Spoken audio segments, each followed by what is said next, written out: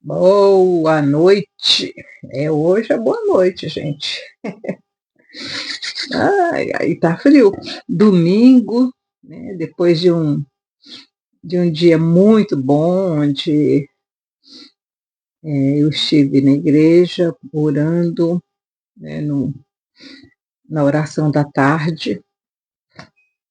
Aqui na Inglaterra parece um pouco com Jerusalém nesse sentido. Tem oração da manhã, tem oração do meio-dia, tem oração da tarde. Eu participei da oração da tarde. É, é interessante. A igreja ortodoxa é diferente da igreja evangélica, sabe? É diferente mesmo. Então, eu participei da oração da tarde hoje. E depois da oração da tarde, eu ainda fiquei no templo, né? Eu hoje fui na igreja de London Bridge, uma igreja muito bonita. Eu até acho que eu vou colocar a capa desse vídeo, a foto da igreja. Eu não sei se eu vou conseguir, mas eu vou tentar. Eu vou tentar, tá? Para vocês verem a igreja linda. Mas o Senhor me levou hoje a recitar, depois da oração, né? Eu sentei lá no templo, bem de frente para a nave do templo, e o Senhor me levou a recitar os capítulos dos Salmos que os judeus recitavam na Páscoa, que Jesus cantou com os discípulos também antes do Getsemane. Também no caminho, quando eles estavam caminhando para o Getsemane, eles continuaram cantando e conversando baixinho sobre tudo que Jesus havia conversado com eles, tentando entender o que estava por vir. Então, o Salmo, se vocês quiserem fazer essa leitura também, é muito interessante. A gente chora muito. Eu, pelo menos, chorei o tempo todo da leitura dos Salmos. Começa no 113, Salmo 113 e vai até o 118. Não são salmos longos, não. São os mesmos salmos que Jesus cantou depois, que se cantava na Páscoa. Os judeus cantavam esses salmos também quando desciam das suas cidades para descerem para Jerusalém, ou subirem para Jerusalém, dependendo do lugar onde eles estavam. Né? O Senhor me levou a cantar e a falar esses salmos hoje. Depois eu me sentei na nave da igreja e o Senhor me pediu para cantar esses salmos. Que o Senhor tenha misericórdia do mundo esse ano. Muita coisa vai acontecer. E o Senhor está me colocando no meu coração para continuar fazendo isso.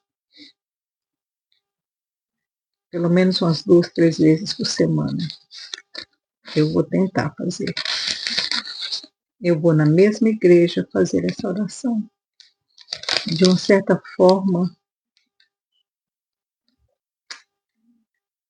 o Senhor me mostrou que aquele lugar vai ser um lugar de refúgio dentro de alguns dias. Então eu vou fazer esse. Sabe por que o Senhor me falou isso? Quando eu estava lá. O Senhor me lembrou, Ana. Lembra de Ana? Aquela viúva que ia ao templo todos os dias. E quando Jesus foi apresentado, ela estava lá. E ela abençoou aquela criança. E disse que o Senhor havia mostrado para ela a salvação de Israel. O Senhor me falou quando eu estava na igreja sobre Ana. Ele colocou no meu coração a atitude de Ana. Então eu vou tentar, vou começar devagar. Vou começar devagar. Comecei hoje E lá, quando eu estava no serviço, o Senhor me falou sobre Ana, para que eu seguisse o exemplo de Ana. Então vai ser complicado, porque a igreja não é tão pertinho. São 15 minutos de trem, ou 20 minutos de trem. Mas eu vou fazer isso porque o Senhor me pediu e eu vou começar por uns 3 dias da semana. Aí, à medida que eu for me acostumando com essa jornada, talvez eu faça todos os dias até que o Senhor me fale para não fazer mais. Ou até o tempo que eu vou para Chipre, porque eu estou indo para Chipre em março. Então, lá em Chipre eu também posso fazer a mesma coisa, porque tem igrejinhas bem perto da casa da minha filha. Então, vamos lá. Hoje nós estamos no 3º capítulo de Jó. Nós vamos começar agora os discursos filosóficos dos amigos de Jó. Esse discurso filosófico agora, quem vai quebrar o silêncio desses 7 dias e 7 noites em que eles estiveram juntos, calados, vendo o sofrimento de Jó e não falaram nada? Quem vai começar esse discurso filosófico, eu nem sei se eu posso falar filosófico, porque quem vai abrir esse período agora, dessa experiência de Jó, vai ser o próprio Jó. Então vai ser um lamento de Jó. A pronunciação de Jó sobre aquilo que ele estava sentindo naquele momento. Ok?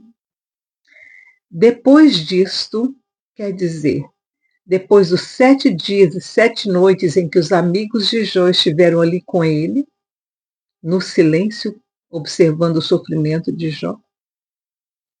Vamos ver o último versículo do capítulo 2. Então se assentaram com Jó, na terra 7 dias e 7 noites. Jó não queria nem cama, nem o catre onde ele dormia. Jó precisava da terra. Nem naquelas eles colocavam tipos de pedra no chão, né? Como os paralelepípedos. As famílias mais abastadas tinham paralelepípedos nas áreas. Gente, era o seguinte, ficava as tendas em volta, assim, né? As tendas em volta, e no meio tinha o pátio que ligava todas as tendas. Tá? Ali no meio, normalmente eles colocavam palha, alguma coisa assim, para ficar menos sujo, menos poeirento. Alguns, inclusive, colocavam aqueles carpetes que eles fabricavam, né, de material, de palha e tudo. Mas Jó, naquele sofrimento dele, ele preferiu deitar na terra. E aí os seus amigos se sentaram com ele em terra durante 7 dias e 7 noites. Nenhum lhe disse palavra alguma, pois viram que a dor era muito grande. Depois disso, desses 7 dias e 7 noites, abriu Jó a sua boca e amaldiçoou o seu dia. Disse ele: pereça o dia em que nasci. Jó estava numa depressão profunda. Talvez essa depressão é que foi o gatilho que Capiroto necessitava para tocar no corpo de Jó. Porque quando nós estamos tristes, abatidos, a gente abre porta para nosso sistema imunológico não funcionar direito e combater as invasões que vêm de fora para o nosso corpo. Muita gente já sabe hoje é conhecido que Quando o seu sistema imunológico está fraco, você adoece mais. O câncer, por exemplo, normalmente surge de corações amargurados e que não sabem perdoar. É, eu tenho experiência dessa na minha família. Pessoas que adquiriram câncer porque estavam amarguradas, tristes, e que não conseguiam perdoar nem a si mesmas, nem aos outros. Aí você percebe a depressão de Jó. Olha o que ele diz. Primeira coisa que ele falou diante dos amigos: pereça o dia em que nasci, e a noite em que se disse foi concebido um homem. Converta-se aquele dia em trevas, que Deus lá de cima não tenha cuidado dele, nem resplandeça sobre ele a luz. Olha que estado depressivo que esse homem se enfiou. Aí você fala, minha irmã não era de menos, ele perdeu tudo, eu sei. Ele não amaldiçoou o eterno, mas ele amaldiçoou o dia em que ele nasceu, o momento em que ele foi concebido, a luz que brilhou na noite ou no dia que ele nasceu. Reclamem, reclamem, reclamem-no as trevas e a sombra da morte. Habitem sobre ele nuvens, as trevas sobrepujam a sua luz. Ele estava dizendo que a noite caia sobre esse dia em que eu nasci, que as trevas, um estado depressivo profundo.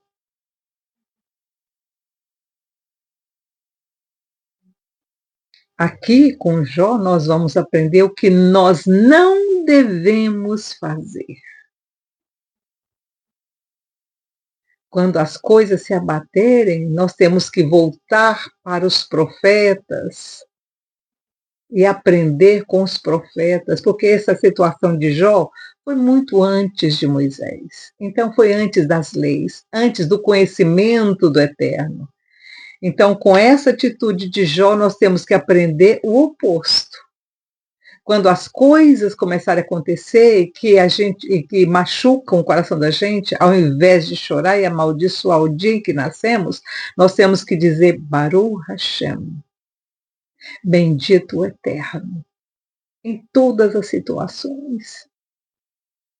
Eu sei que é difícil, eu sei porque eu já passei por isso. Foi difícil o aprendizado. Foi muito difícil o aprendizado de não reclamar e de abençoar quando as coisas não correm como a gente gostaria que corressem. Eu tive uma experiência, gente, eu tenho que contar para vocês. Oh, Jesus! Foi antes de ontem. Hoje é domingo, foi na sexta-feira, no dia que eu fiz aquele vídeo. O dia que eu fiz o vídeo anterior a esse. Ai, meu pai. Foi... Gente, eu levei uma queda na minha cozinha. Aqui ainda dói. Eu bati a cabeça aqui, ó, no armário. Lembra que no vídeo eu falei que Capiroto é o servo do Eterno? Que ele podia até ficar com raiva de mim, mas era verdade? Pois é. Ai, meu pai. Levei uma queda. Mas quando eu caí, no mesmo segundo, quando eu me vi no chão, eu disse, Senhor, tem misericórdia de mim, Senhor, tem misericórdia de mim, Senhor, tem misericórdia de mim. É, eu tive uma experiência física real dessa situação.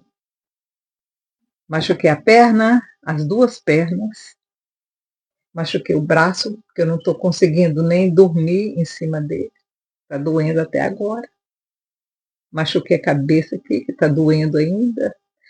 Na cabeça, ainda bem que não ficou roxo, porque eu aprendi muito ano com a minha mãe ainda novinha, de que se a gente coloca metal, né, uma faca, um facão, alguma coisa assim de metal no lugar que bateu, não fica roxo e não cresce aquele galo. Quando eu consegui levantar do chão, que eu fiquei no chão um pouquinho para me recuperar, né, porque eu senti tonteira, etc, né? Gente, eu tenho 73 anos.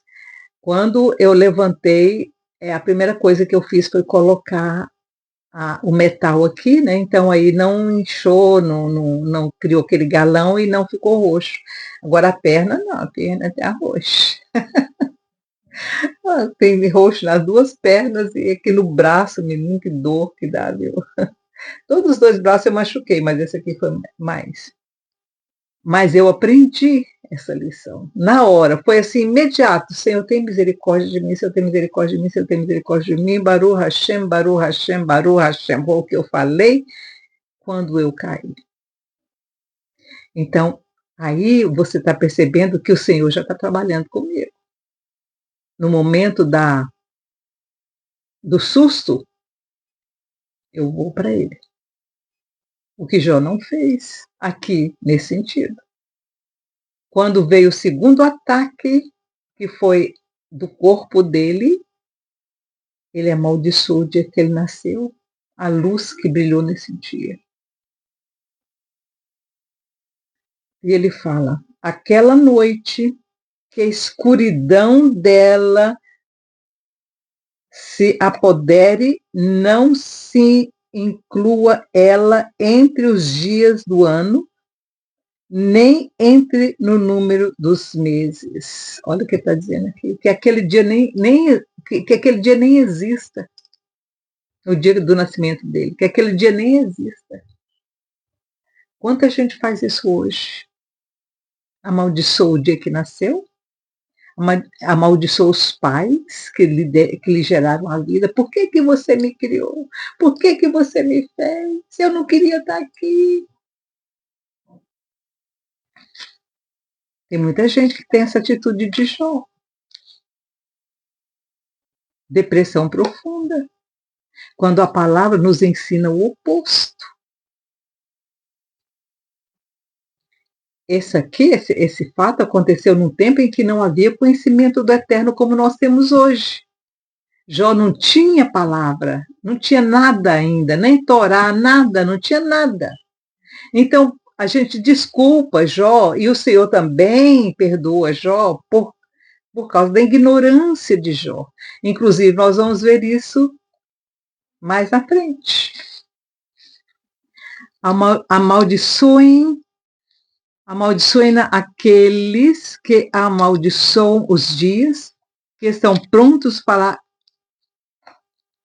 excitar o Leviatã. Leviatã é um animal que não existe hoje mais, viu, gente? Era um animal, eles acham que era um animal que morava nos pântanos, tá? Escureçam-lhes as estrelas da alva e que ela espere a luz, e que esta não venha. E que não veja as pálpebras dos olhos da alva. Quer dizer, ele está falando assim que o dia nem amanheça. Possivelmente ele nasceu da noite, né? Durante o período da noite, porque ele fala sobre isso. Eu nasci às 4h25 ou 4h45 da manhã, eu nasci à noite também. Escureçam-lhes as estrelas da alva, que ela espere a luz e que esta não venha, e que não vejam as pálpebras dos olhos da alva. Quer dizer, que não haja manhã. Pois não fechou as portas do ventre sobre mim, nem escondeu dos meus olhos a aflição. que ele está dizendo aqui é que ele não queria nem ter saído do ventre da mãe, né? Porque não morri ao nascer?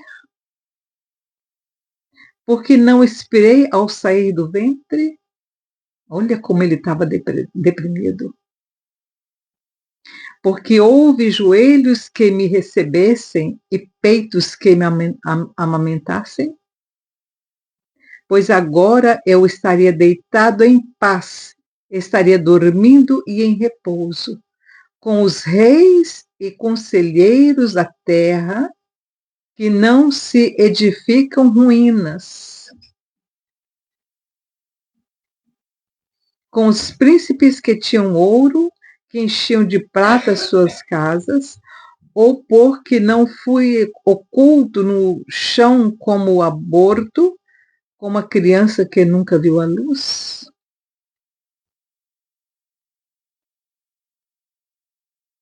Vamos ler de novo esse do 13 aos 16. Pois agora eu estaria deitado em paz, estaria dormindo em repouso. Quer dizer, se ele não tivesse saído da madre, né? Com os reis, estaria dormindo em repouso com os reis e conselheiros da terra, que para se edificaram ruínas. Olha como é que ele estava deprimido. Ele estava pensando assim, ó, se eu não tivesse nem saído da madre, eu estaria dormindo como os reis que construíram tanta coisa e não conseguiram, e foi tudo em vão, tudo que eles construíram foi em vão. Então, até o que ele construiu, ele está achando que foi em vão também.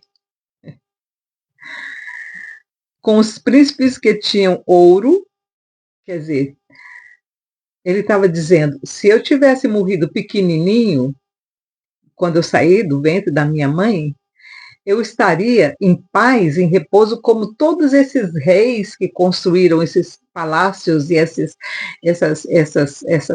casas grandes para nada. É até interessante, porque quando a gente vê hoje, né, aquelas construções antigas, e depois foram ruindo, ele tinha razão. São construções para ruína. Eu passo aqui em Londres, também vejo tudo isso pensando, meu Deus, como é que isso vai estar daqui a 2.000 anos, 3.000 anos? Talvez nem exista nada disso. Construíram para ruína, é o que ele está dizendo aqui. Com os príncipes que tinham ouro, que enchiam de prata suas casas, ou porque não fui, quer dizer, não adianta o príncipe ter tanto ouro e encher a casa de prata, porque ele um dia vai morrer e aquilo tudo não vai significar nada. Essa é uma lição para a gente. Para que você quer uma casa grande, um carrão lindo ali? Para quê? Para quê? Vaidade. Vaidade, vaidade, diz o pregador, tudo é vaidade. Assim falou Salomão. Tudo que a gente faz é por vaidade. Sabe? Para que uma casa grande? Uma casona bem grandona, aquela coisa. Para que tudo aquilo? Uma casa grande é bom quando você enche ela de gente, quando você coloca muitos filhos, muitos netos, né? Aí é bom ter uma casa grande, porque todo mundo acomoda bem. Mas tem gente que tem casa grande, imensa, que só são os dois. Para quê? Vaidade.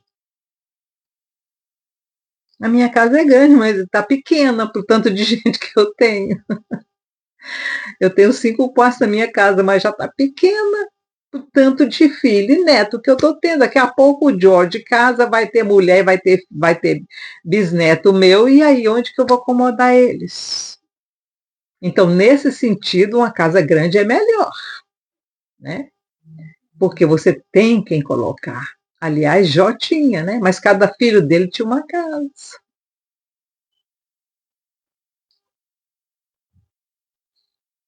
Vamos continuar aqui.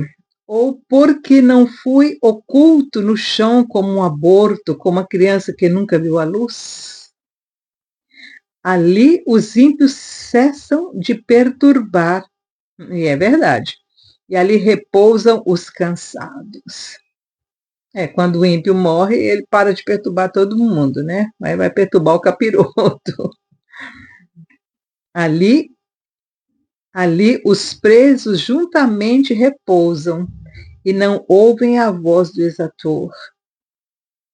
Ele estava bem deprimido, né, gente? Ali estão o pequeno e o grande, e o servo está livre de seu senhor, porque se concede luz ao aflito e vida ao amargurado de alma. Todas as questões que nós temos hoje, Jotinha aqui, todas, todas. Quantas vezes eu saio na rua e vejo aquele povo que mora embaixo da ponte e fico pensando, oh meu Deus. Ai, gente, eu sou terrível. Eu passei, estava andando numa dessas estações aí, vi um bando, sabe, de gente, de gente que não. Eu olhei aqui e falei assim, gente, isso é o waste of desperdício de oxigênio. Mas tem hora que você olha assim, é terrível, sabe? Mas vai acabar tudo, tudo vai para debaixo do chão, todo mundo fica igualzinho, todo mundo passa, é isso que já está falando. Ali estão o pequeno e o grande, ali repouso os que estão presos, os que são escravos e os que são senhor, todo mundo vai para o mesmo lugar. Porque se concede luz ao aflito e vida ao amargurado de alma, aos que anelam pela morte, mas ela não vem. Cavam em procura dela mais do que de tesouros ocultos. Quer dizer, ele estava dizendo, por que eu não morro? Por que o Senhor não me leva? Ai, quantas vezes falamos isso, hein? Quantas vezes nós fazemos isso? Senhor, por que ainda estou aqui? Eu tô, o pessoal fala, fazendo hora extra, né? Não, gente. Se você tem um propósito em todas as coisas, ninguém faz hora extra na Terra. Cada um tem um propósito, até aqueles que eu falo que é desperdício de oxigênio, eles têm um objetivo, o Eterno tem um objetivo, aquele que mora ali embaixo da ponte tem um objetivo, o Senhor tem objetivo, tem uma razão para tudo isso, tem uma razão. Aí ele fala, mais os que anelam pela morte, mas ela não vem, cavam em procura dela, mas não se mais do que de tesouros ocultos, quer dizer, ele estava querendo morrer, né? Que se enchem de alegria e se regozijam quando acham a sepultura, porque se concede vida ao homem cujo caminho está oculto.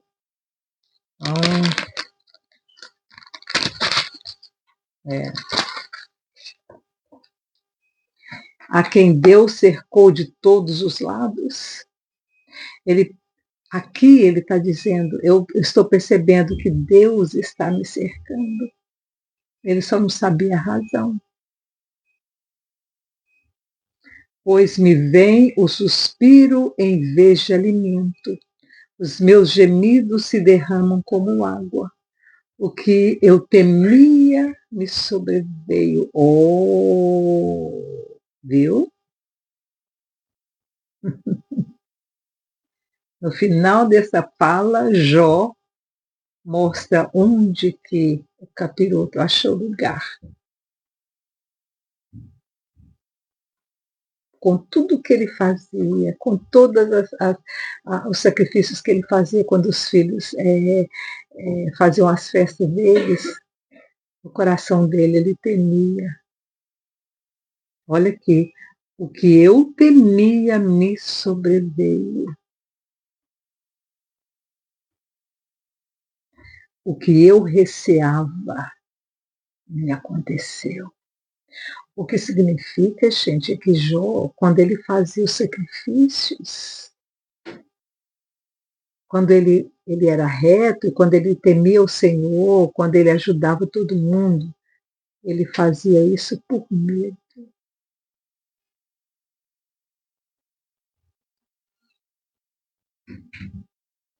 Versículo 15, não, versículo 25. O que eu temia me sobreveio, o que receava me aconteceu. Não tenho paz, nem sossego, não tenho descanso, mas somente perturbação. No final do discurso de Jó, ele mostra por que e como, qual foi o buraquinho pequenininho que o capiroto achou para vir contra ele. Não tenho paz nem sossego. Não tenho descanso, mas somente perturbação.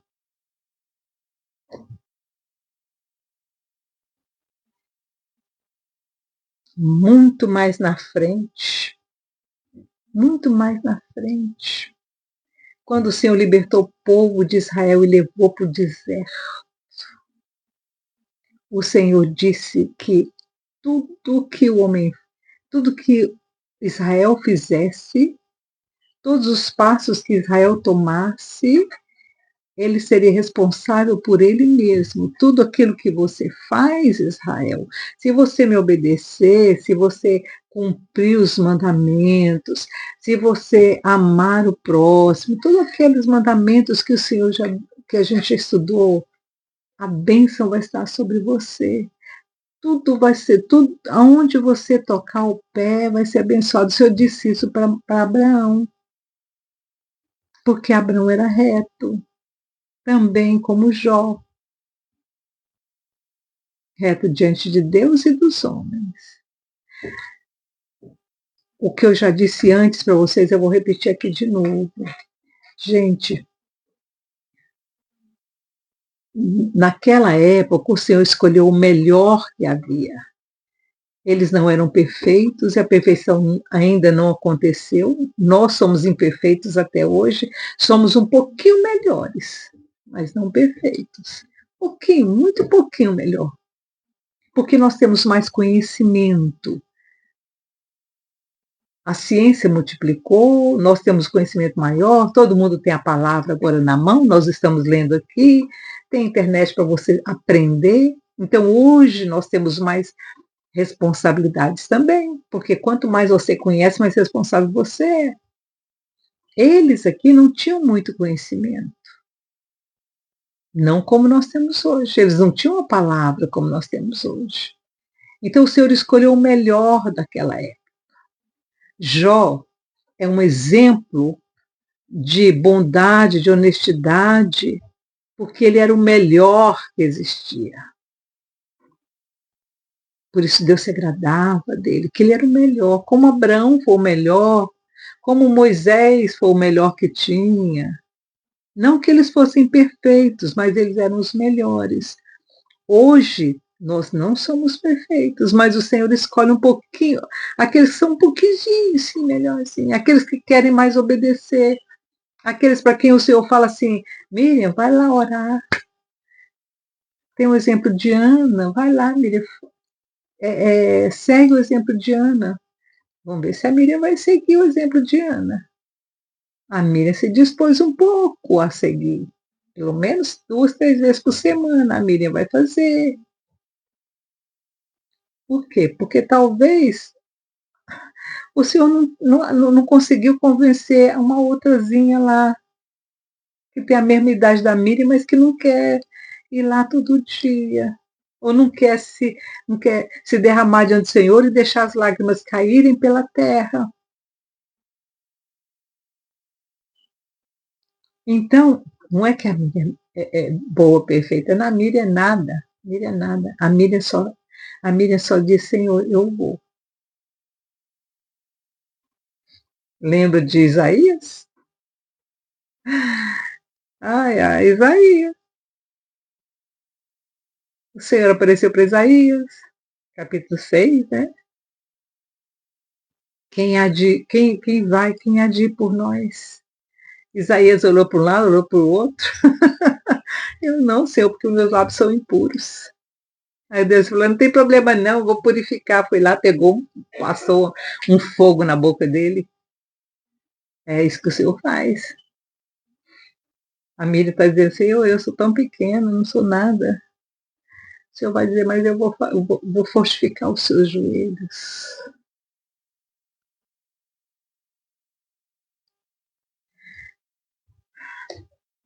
Então nós aprendemos aqui com Jó, que não vamos amaldiçoar as nossas situações difíceis, nem o dia que nascemos.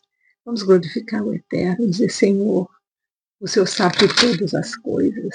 Baruch Hashem, bendito seja o Senhor. E, como é que chega? Aquele outro é Gamzu Letová? Pois é, Gamzu Letová. Tudo isso é para o bem. Até isso é para o bem. Mas Jó ainda não tinha esse conhecimento, porque Gamzu só surgiu uns 2000 anos depois disso. Mas para você ver como é que evolui, o Gamzu Letová já sabia que todas as coisas cooperam para o bem daqueles que amam a Deus. Lembra disso? Então tá, que o Senhor te abençoe, te guarde, tenha um bom final de domingo, que a sua semana seja maravilhosa, que segunda-feira amanhã amanheça assim linda, aqui na Inglaterra não vai ser lindo não, na Inglaterra tá frio, ai, tá previsto neve para a semana que vem, ai meu Deus. Então tá, mas nós vamos que vamos, gente, vamos o Letová. Fique com Deus, tchau, tchau.